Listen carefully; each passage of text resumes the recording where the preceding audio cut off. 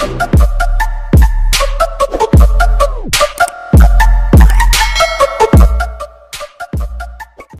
brings the message that God has impressed upon her heart. You know, let us open our hearts as well. Let us open our hearts where God can speak to us, change us. The Word of God is powerful. Amen? It can change us. It can mold us for the glory of His name.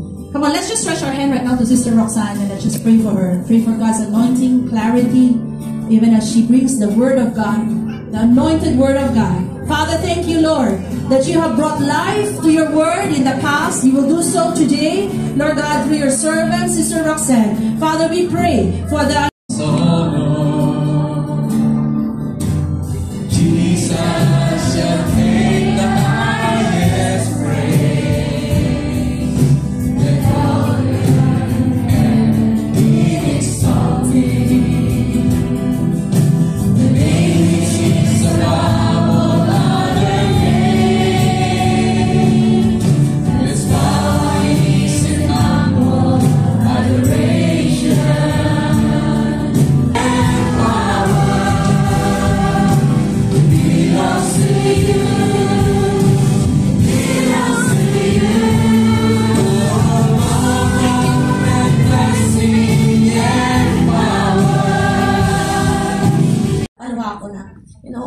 Someone like me gagamitin ng Panginoon para mag-preach. Sa lahat po, I'm Roxanne. I've been in Trinity since 2010. Dalawa lang kami magkapatid, ako yung panganay.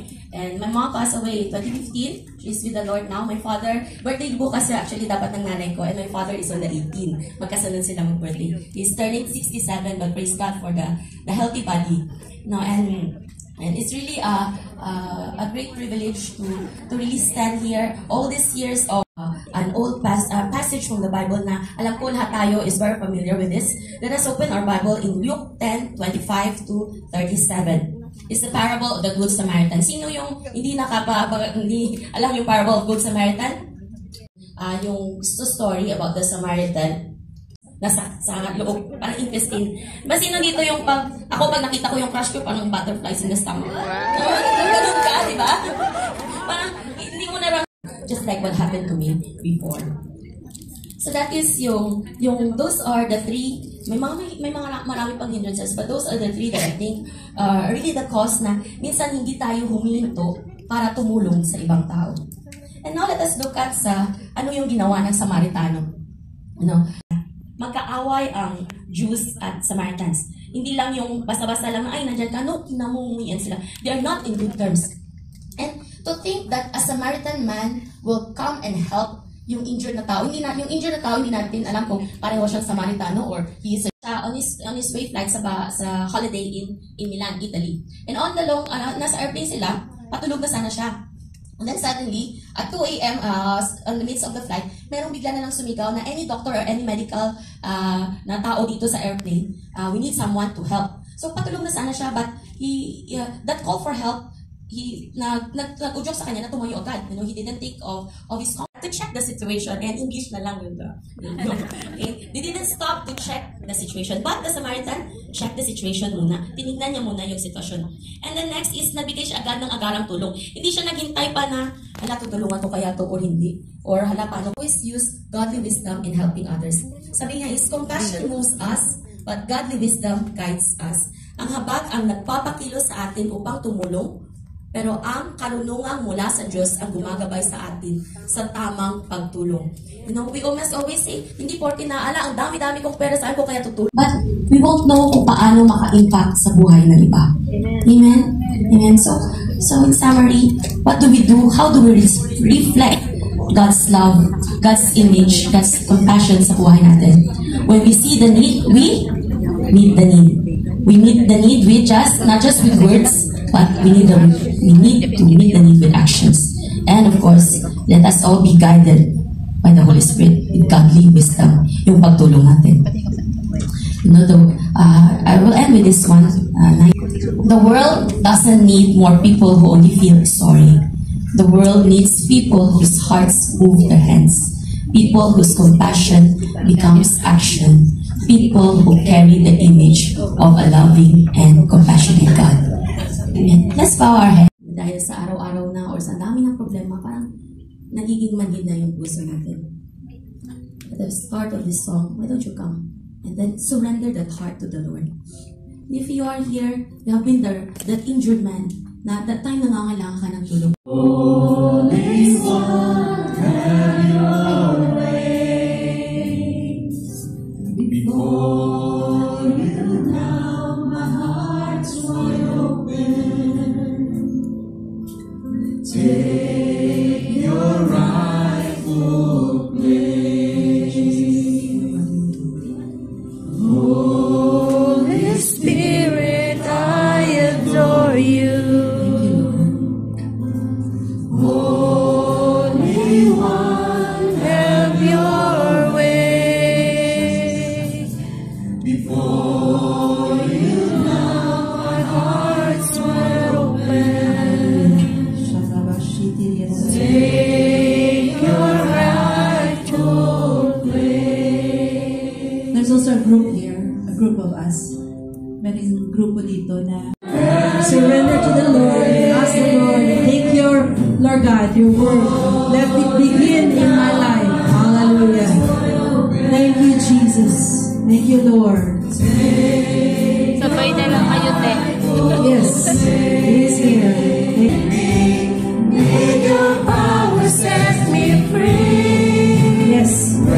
Hallelujah. You're responding to the Lord and to the Holy Spirit.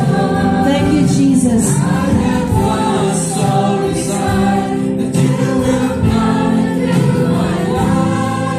Buhay. Hallelujah. Allow the Lord to just touch you right now. Hallelujah. And perhaps, we pray, Lord, gamitin mo ako. Let me be that person, oh Lord God, Lord, that heart is yielded to you. Lord God, that you will help me to reflect, oh Lord God. Ikaw ay mamasdan, makahinga, sa'yo ay umisa. Lumin mo ang buhay ko'y langit, banal mong kahalan, lutugan ng iyong wagas na pagsinta. Ang iyong wagas na pagsinta.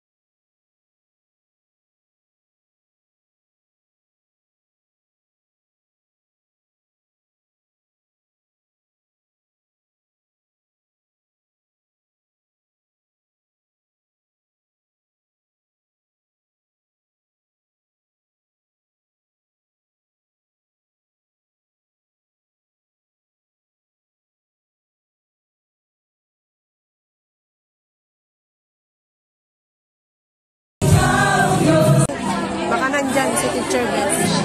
Wala ba? Wala si Teacher Bess? Ah, nasa Journey. Oh!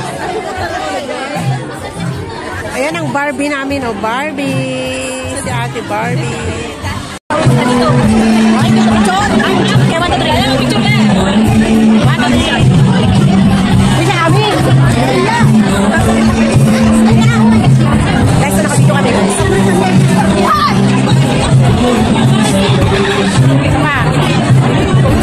Wala si Jay. Guys, tapos na yung isa, guys. So, picture na kami. Yan yung mga dati kong kaklase sa reflection. Nasaan ba si teacher? Wow! Nasaan ang...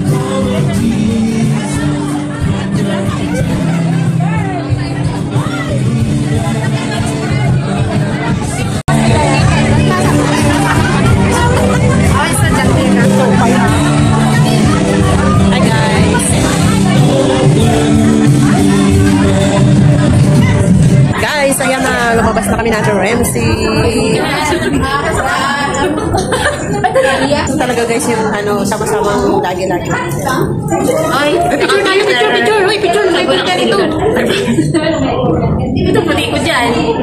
Wala pa rin. Wala, hindi pa. Ayan o. Naku, nasira na ako. Dito yan. Scam kayo dyan.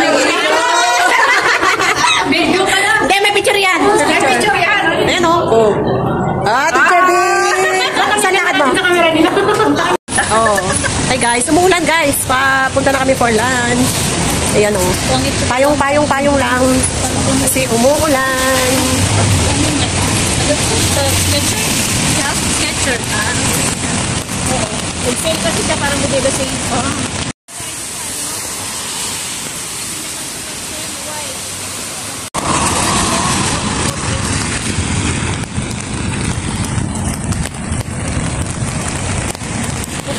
Umuulan! Dahil bago daw ang sapatos ni Ate MC kaya umulan. Sumakto naman guys at naka-sandals tayo. Study. Parang every Thursday na tayo study. Ano yun? Sa online? Oo. Tapos nagtagal-tagal ako kung nakita ko sa mag-i-stay ko din sa